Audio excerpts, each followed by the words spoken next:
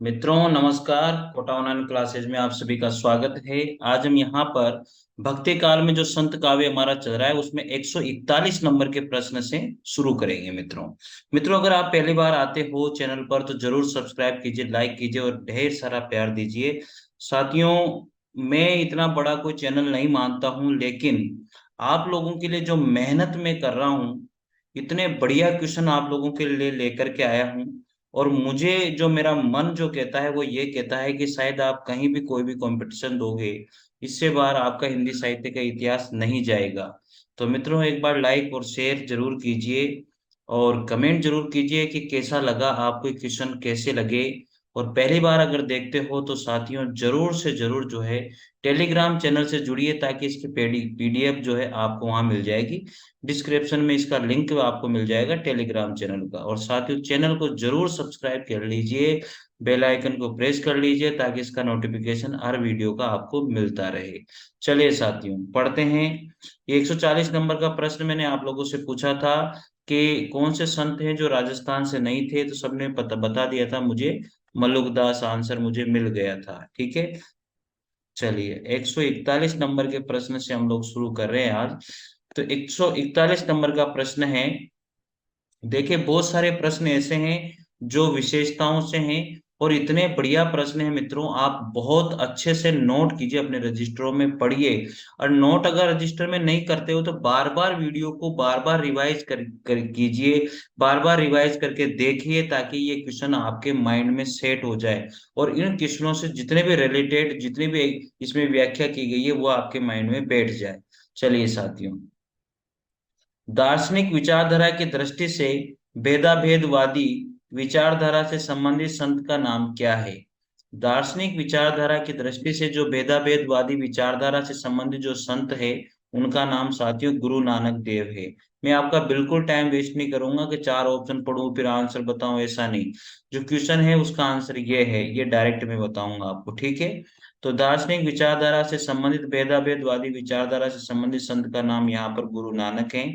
गुरु नानक देव जो है सिख संप्रदाय के मूल प्रवर्तक माने जाते हैं, अर्थात पहले गुरु माने जाते हैं। इनकी पत्नी का नाम क्या नाम था? सुलक्षणी था तथा इनके दो पुत्र थे, श्री चंद्र और लक्ष्मी चंद्र। साथियों ये क्वेश्चन अनेक बार पूछा गया है कि गुरु नानक के दो पुत्र थे, एक का नाम श्री चंद्र था और दूसरे का नाम लक्ष्मी चंद्र था। इनकी जो पत्नी थी साथियों उसका नाम सुलक्षणी था, ये भी आपको याद रखना है। जो गुरु नानक देव थे उनकी रचनाएं जो है जपू जी, आशीर्वाद, रहीरास और सोइला और गुरु ग्रंथ साहिब में संकलित हैं। जपू जी जो है नानक दर्शन का सार तत्व है, और नसीहतनामा जो है नानक देव की महत्वपूर्ण रचना मानी जाती है। कौन सी रचना महत्वपूर्ण मानी जाती है? नसीहतनामा। तो याद रखिएगा मित्रों। 142 नंबर का प्रश्न हम लोग पढ़ रहे हैं। निम्नलिखित में से कौन सा संत जो है रामानंद का शिष्य नहीं था? देखिए अब रामानंद का शिष्य इनमें से कौन सा नहीं था? धर्मदास जी नहीं थे। साथियों ये तो मतलब आराम से इस क्वेश्चन का उत्तर बताया जा सकता है, क्योंकि धर्मदास जी जो है वो कबीरदास जी के शिष्य थे, न कि रामानंद के शिष्य थे। और कबीरदास जो है वो रामानंद के शिष्य थे, लेकिन धर्मदास कबीरदास के शिष्य थे, ऐसा माना जाता है। तो कबीर, सेन, पीपा, ये सारे के सारे जो है, देखो आकाश धर्मा जो गुरु रामानंद थे उनके कितने शिष्य माने गए हैं? 12 शिष्य माने गए, ये बात याद रखिएगा। दादू दयाल के 52 शिष्य, और यहाँ पर जो आकाश धर्मा गुरु रामानंद जी हैं उनके 12 शिष्य माने गए हैं, और 12 के 12 शिष्य यहाँ पर दिए गए। आप प्लीज अपने रजिस्टर में नोट कर लीजिएगा। अनंतानंद, भावानंद और संत पीपा और सेन, धन्ना, रेदास, कबीर, सुखानंद, सुरसुरानंद, नर्यानंद, पद्मावती और सुरसरी, सुरसुरी। तो इस तरह से ये 12 जो शिष्य हैं वो रामानंद के शिष्य माने जाते हैं मित्रों। कितने शिष्य? 12 शिष्य। तो क्वेश्चन इंपोर्टेंट बन जाता है, इनमें से कौन रामानंद का शिष्य नहीं है? तो इस तरह से देखिए, हो सकता है धर्मदास की जगह अनंतानंद दे दे, हो सकता है धर्मदास की जगह कबीर दे दे, सुखानंद दे दे, सुर। तो इस तरह से जो है साथियों उल्टा पूछ करके इनको दिया जा सकता है। तो आपको जो है रामानंद के टोटल 12 शिष्य उनके नाम पता होना चाहिए। आगे बात करते हैं। 143 नंबर का प्रश्न है। कबीरदास के काव्य में विद्यमान भावात्मक रहस्यवाद की झलक का कारण क्या है? एक बार फिर क्वेश्चन को पढ़ता हूं, समझने की कोशिश कीजिएगा। कबीरदास के काव्य में विद्यमान भावात्मक रहस्यवाद की झलक का कारण क्या है? तो साथियों वो है सूफी सत्संग का प्रभाव। क्या कारण है? सूफी सत्संग का प्रभाव। चलिए इसकी व्याख्या पढ़ते हैं। कबीरदास के काव्य में विद्यमान भावात्मक रहस्यवाद की झलक का कारण है सूफी सत्संग का प्रभाव। ये क्वेश्चन पहले भी आ चुका है, इसका आंसर हम लोग पहले भी पढ़ चुके हैं, लेकिन डायरेक्ट इस तरह से नहीं था। कहा जाता है कि कबीरदास पर हिंदुओं के वेदांत और सूफी के प्रेम तत्व दोनों का प्रभाव था। क्योंकि कबीरदास को ऐसा माना जाता है कि हिंदू थे या फिर मुस्लिम थे, इसलिए यहाँ पर सूफी की भी बात हम लोग करेंगे। कबीर ने इन दोनों से ही अलग ज्ञान मार्ग को अपनाया। कबीर स्थान स्थान पर ज्ञान मार्ग की प्रतिष्ठा करते पाए जाते हैं। संतों आई ज्ञान की आंधी रे। ये पंक्तियां किसकी है? कबीरदास जी की है। संतों आई ज्ञान की आंधी रे। दूसरी पंक्तियां हैं, हस्ती चढ़ी है ज्ञान को सहज दुलीचा डारी, और स्थान रूप संसार है भूखन दे जग मारी। तो इस तरह से साथियों अनेक पंक्तियां कबीरदास जी के लिखे द्वारा बोली गई है। तो बड़ी जबरदस्त बात है, कबीरदास जी के बारे में आप लोग बहुत अच्छे से रच गए हो, मतलब ये मान के चलिए। चलिए 144 नंबर का प्रश्न है मित्रों, इनमें संत कबीर से संबंधित कौन सा कथन सही नहीं है? अब देखिए, संत कबीर निर्गुण ब्रह्मा के उपासक थे, बिल्कुल सही बात है। सत्संग और नाम स्मरण पर वे बहुत बल देते थे, ये भी बिल्कुल सही है। वे माया को ईश्वर भक्ति में बाधक मानते थे, ये भी बिल्कुल सही है। लेकिन विभिन्न तीर्थों के प्रति उनके मन में श्रद्धा थी, ये तो थी नहीं, मतलब मूर्ति पूजा, तीर्थाटन, ये तो बिल्कुल उसके तो विपरीत थे। कौन? कबीरदास जी। तो साथियों ये फोर्थ ऑप्शन इसका राइट हो जाएगा क्वेश्चन के अनुसार। तो मेरे हिसाब से आपको याद हो जाएगी सारी बातें। चलिए अब 145 नंबर का प्रश्न है। 145 नंबर का प्रश्न क्या कहता है मित्रों? देखिएगा, जो पे चेराई राम की करतो न लजातो। जो पे चेराई राम की करतो न लजातो, पंक्ति में चेराई शब्द का अर्थ क्या है? वाह यार, पंक्ति में चेराई शब्द का अर्थ है सेवा। क्या नाम है? सेवा। तो इसका मीनिंग है चेराई का सेवा। साथियों साथियों आप अच्छे से पढ़ते रहिए। अगर कोई भी क्वेश्चन आपको ऐसा लगता है ये डाउटफुल है, तो निश्चित रूप से मुझे कमेंट कीजिए, मैं उसको सही करने की पूरी कोशिश करूंगा मित्रों। तो मित्रों आपको प्रश्न कैसे लगते हैं वो आप जरूर मुझे बताइए। यार इतने बढ़िया प्रश्न हैं, फिर भी पता नहीं स्टूडेंट क्यों नहीं इन प्रश्नों को देख रहे हैं, क्यों मेरे को समझ में नहीं आ रहा है। साथियों अगर वीडियो मिलता है तो जरूर शेयर किया करो यार, और क्या है, आपको भी हौसला बढ़ रहा है तो मेरा भी हौसला बढ़े। आपके कमेंट, एक कमेंट करने से मुझे बहुत खुशी मिलती है कि चलो मेरे कुछ स्टूडेंट तो पढ़ ही रहे हैं कंटिन्यू। ठीक है साथियों, कौन कौन स्टूडेंट आप में से कंटिन्यू पढ़ रहा है जरूर कमेंट कीजिएगा। जो स्टूडेंट रोज वीडियो देखते हैं, जो स्टूडेंट रोज कंटिन्यू लेक्चर देखते हैं, जो भी वीडियो आता है उसे देखते हैं, जरूर कमेंट कीजिएगा। साथियों बताइएगा कितने स्टूडेंट देखते हैं, पता तो लगे कम से कम। मैं इतनी मेहनत कर रहा हूँ आप लोगों के लिए, वीडियो बनाता हूँ, अच्छे क्वेश्चन डालता हूँ, तो आप भी तो थोड़ा सा देखते हैं कौन कौन सपोर्ट करता है। चलिए 146 नंबर का प्रश्न है, हंस जो रहा शरीर में पांख जरा गा भागी। इस पंक्ति में हंस का मतलब यहाँ पर क्या होगा? यहाँ पर हंस का मतलब है जीव। हंस जो रहा शरीर में, तो ये तो वैसे पता लग रहा है वो कौन है, जीव के लिए ये बात आई है। चलिए 147 नंबर का प्रश्न हम लोग लेते हैं। कस्तूरी कुंडली बसे मृग ढूंढे बनमाई, ऐसे घट घट राम है दुनिया देखी नाई। साथियों ये अद्वैतवाद की बात इसमें कर रहा है। कस्तूरी कुंडली बसे मृग ढूंढे बनमाई, ऐसे घट राम है दुनिया देखे नाई। तो ये जो पंक्तियां हैं, ये प्रस्तुत पंक्तियां अद्वैतवाद से हैं। और अद्वैतवाद के प्रवर्तक मैंने आपको एक बताए थे ट्रिक, अंश। तो अंश ट्रिक मैंने बताए थे। तो अद्वैतवाद के प्रवर्तक शंकराचार्य हैं। अद्वैतवाद जो है सनातन दर्शन वेदांत के सबसे प्रभावशाली मतों में से एक है। अद्वैत मत के अनुसार जीव और ब्रह्मा की भिन्नता का कारण माया को माना जाता है। ठीक है, जिसे अविद्या भी कहते हैं।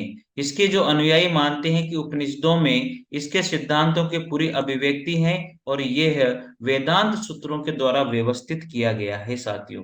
चलिए 148 नंबर का प्रश्न है, बहुत बढ़िया प्रश्न है ये संत काव्य की अधिकतर विशेषताओं से ऐसे प्रश्न लिए गए हैं। कबीर का हठ योग किस साहित्य से प्रभावित था?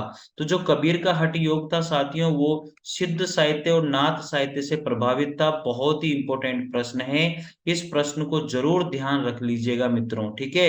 तो कबीर का जो हठ योग है वो किस साहित्य से प्रभावित था? तो सिद्ध एवं नाथ साहित्य से प्रभावित था। पढ़िएगा, कबीर का हठ योग सिद्ध एवं नाथ साहित्य से प्रभावित है। कबीर 15वीं सदी के भारतीय रहस्यवादी कवि और संत थे।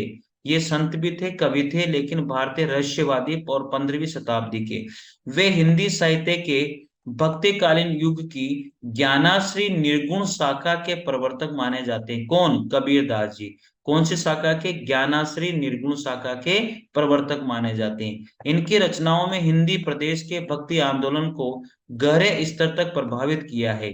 उनके कुछ पद सिखों के आदि ग्रंथ में भी देखने को मिलता है, गुरु ग्रंथ साहिब में भी देखने को मिलता है मित्रों।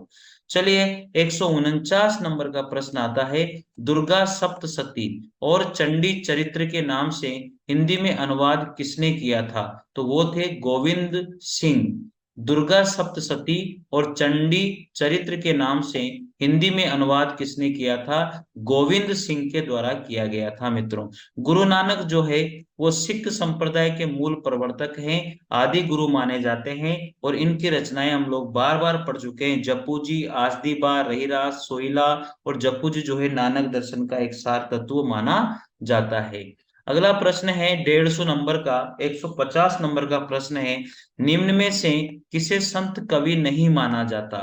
निम्न में से किसको संत कवि नहीं माना जाता? देखो, कबीरदास कवि भी थे, संत भी थे, रैदास भी संत है, मलुकदास भी संत हैं, लेकिन साथियों ईश्वर दास को संत कवि नहीं माना जाता है।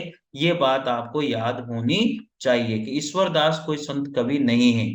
दिए गए विकल्पों में साथियों मैंने बता दिया है कि ईश्वर दास संत कवि नहीं है। जो ईश्वर दास हैं वो ज्ञानाश्री शाखा के सूफी काव्य धारा के कवि माने जाते हैं। वेरी नाइस क्वेश्चन साथियों, मतलब जबरदस्त प्रश्न है। प्लीज आप ये 150 नंबर वाले प्रश्न को जरूर याद कर लीजिएगा और समझ लीजिएगा अच्छे से कि इनमें से संत कवि कौन सा नहीं है, वो ईश्वर दास हैं और एक ज्ञानाश्री शाखा के सूफी काव्य धारा के कवि माने जाते हैं। कौन? ईश्वर दास। संत कवि मात्र उन्हें कहा जाता है जो ज्ञानाश्री निर्गुण भक्ति शाखा से संबंध रखते हैं। केवल केवल संत कवि उनको कहते हैं जो ज्ञानाश्री शाखा में निर्गुण भक्ति शाखा के ज्ञानाश्री शाखा से संबंध है। तो प्रमुख संत कवि जो है रैदास, कबीरदास, जम्बनाथ, हरिदास निरंजनी, गुरु नानक, सिंगा, लालदास, दादू दयाल, मलुकदास, बाबालाल और सुंदरदास। साथ में जितने भी नाम मैंने बोले हैं ये सारे के सारे संत कवि हैं, क्योंकि ये ज्ञानाश्री काव्य धारा में निर्गुण भक्ति शाखा से संबंध रखते हैं। और ईश्वर दास संत कवि इसलिए नहीं है क्योंकि वो ज्ञानाश्री शाखा के सूफी काव्य धारा के कवि माने जाते हैं मित्रों। तो ये आप थोड़ा सा ध्यान रख लीजिएगा, ठीक है।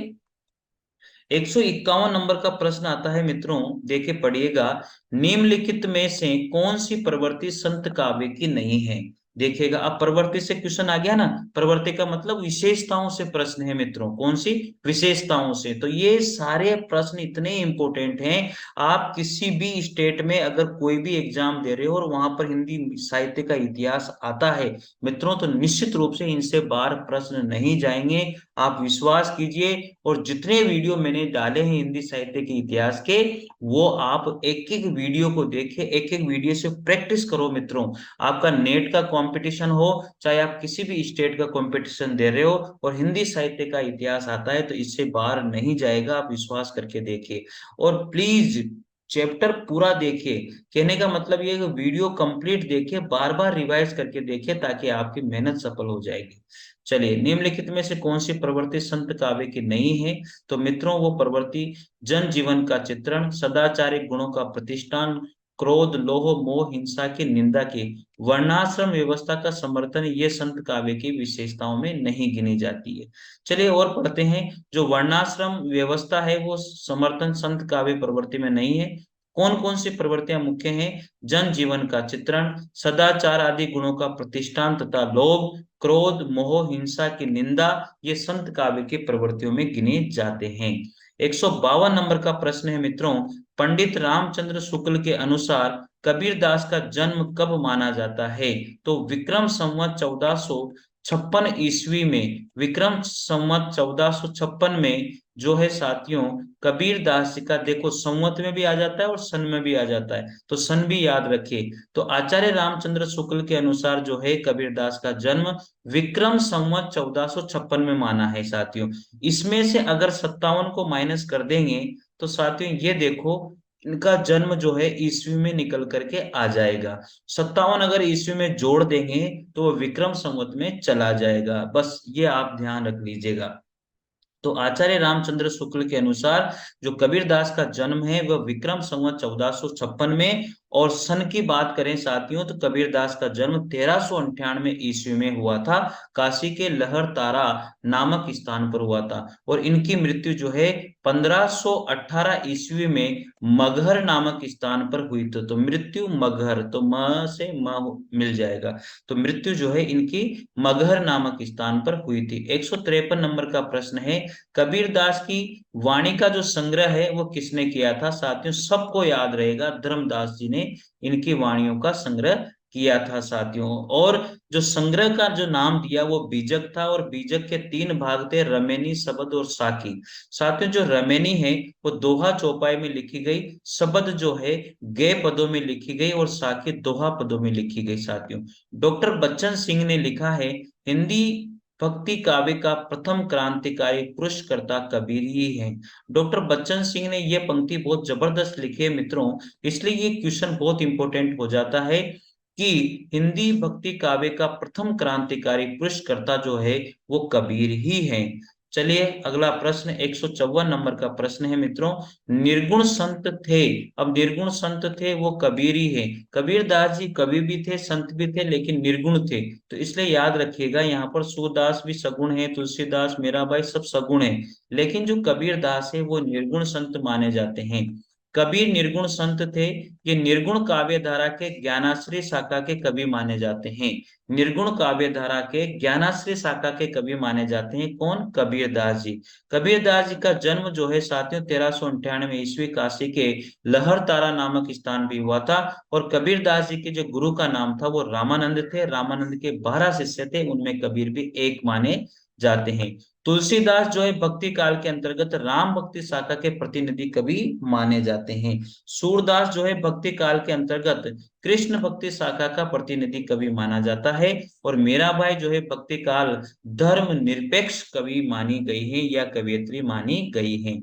155 नंबर का प्रश्न है मित्रों, ज्ञानाश्री शाखा से संबंधित हैं। अब ज्ञानाश्री शाखा से संबंधित इनमें से कौन नहीं है या कौन है? तो देखिए यहाँ पर ज्ञानाश्री शाखा से संबंधित इनमें से कौन रहेगा? तो यहाँ पर दिया गया डी ऑप्शन, तो ज्ञानाश्री शाखा से संबंधित हैं कबीरदास हैं। तो ये देखो ये तो वैसे सबको याद होगा मुझे जहां तक लगता है कि ज्ञानाश्री शाखा से कौन है? कबीरदास जी ही हैं इस मित्रों। चलिए ठीक है आगे बढ़ते हैं यहाँ पर इसी प्रश्न की ओर कि ज्ञानाश्री शाखा से संबंधित जो है कबीरदास हैं। कबीरदास की रचनाएं साकी, शबद और रमेनी हैं। भक्ति काल को 2 भागों में बांटा गया है, सगुण धारा और निर्गुण धारा। भक्ति काल को सगुण भक्ति और निर्गुण भक्ति। अब सगुण भक्ति को ज्ञानाश्री शाखा, प्रेमाश्री शाखा जिसको सूफी शाखा भी कहते हैं, और सगुण भक्ति को जो है राम भक्ति शाखा और कृष्ण भक्ति शाखा में बांटा गया है। तो ज्ञानाश्री शाखा के प्रतिनिधि कवि जो है कबीरदास जी हैं।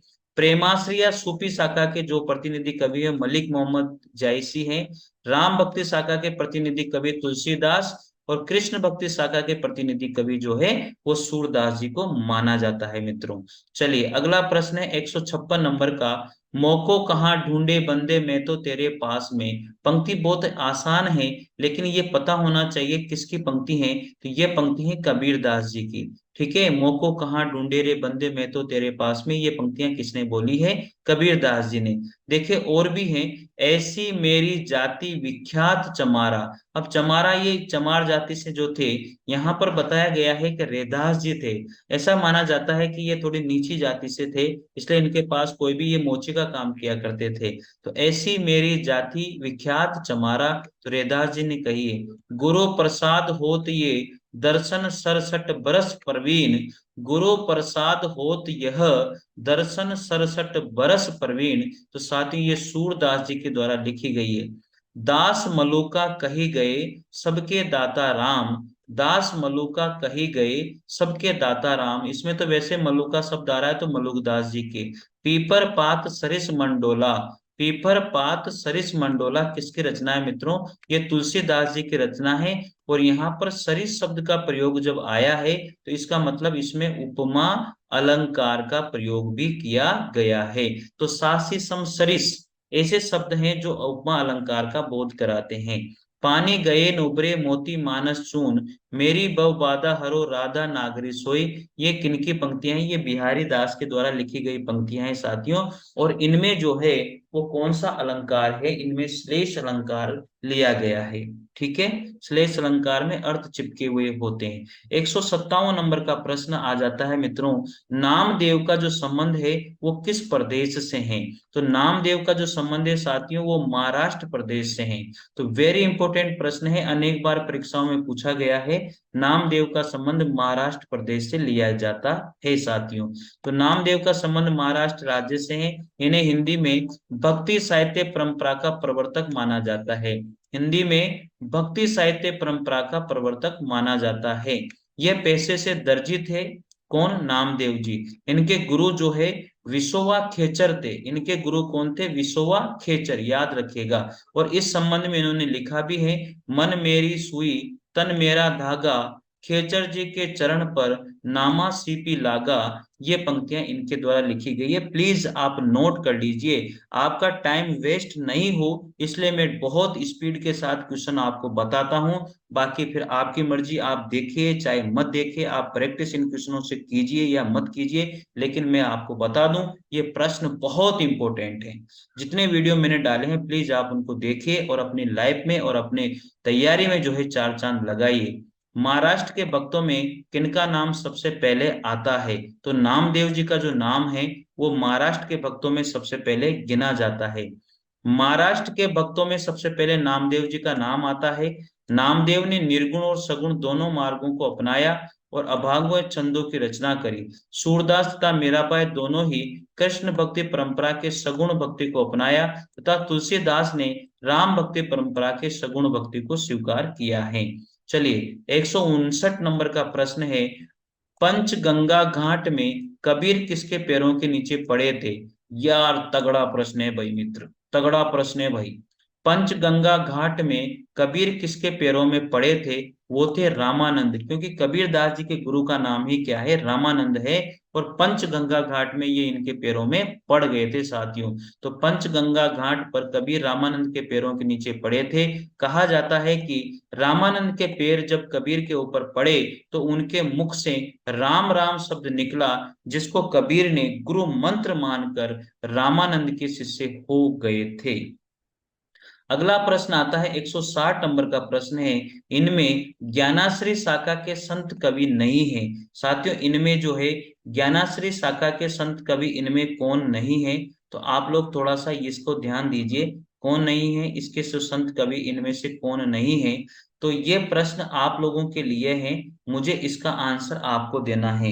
इनमें से ज्ञानाश्री शाखा के संत कवि नहीं है तो प्लीज आप कमेंट बॉक्स में कमेंट जरूर कीजिए कि इसका आंसर क्या होगा।